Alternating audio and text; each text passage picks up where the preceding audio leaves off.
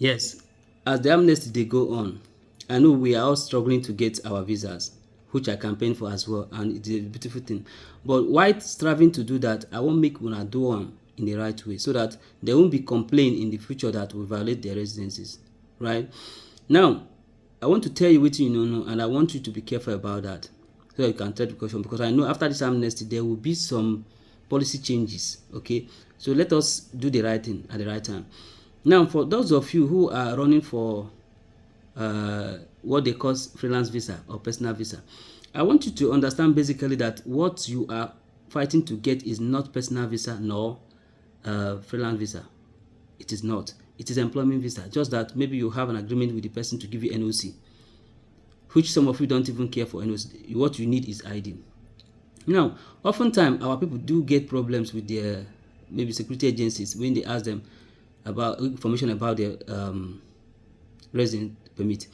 Now they may ask them their name, their answer. Some they will ask them where do you work. They will tell them, say no, it's my personal visa. I am on freelance. In that case, they may deport you. Yeah, they may deport you answering that, because at the back of your ID, your company name is there and your job position is there. Some will just mess up and be answering a very different thing.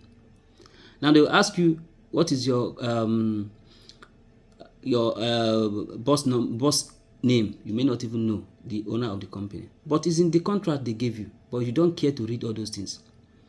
Office address, they may give the agent name as their boss, and even give agent office address where they did it. I want you to understand that sometimes, and most often, not even sometimes, the license they use to provide these services are not really their office own, because they cannot give you that visa at that cheap rate. That visa they are giving it up to that age to less than 10,000. They are not going to renew it, because when you calculate the cost of license to renew it and other money they are supposed to pay, they can't afford it within that range of money you are giving them. But you don't know. But because we like cheap things and shortcut, we always go there. And what do they are into business. They will just give you what you want. So that's it. So I want you to be careful about this, that what you are holding is not a personal visa or freelance visa, it's employment visa. And if you are doing it, I beg, make sure you do it in the right way, to the point that they are doing WPS. If they are not doing WPS, that means that license wasn't renewed. Most of those licenses are revoked.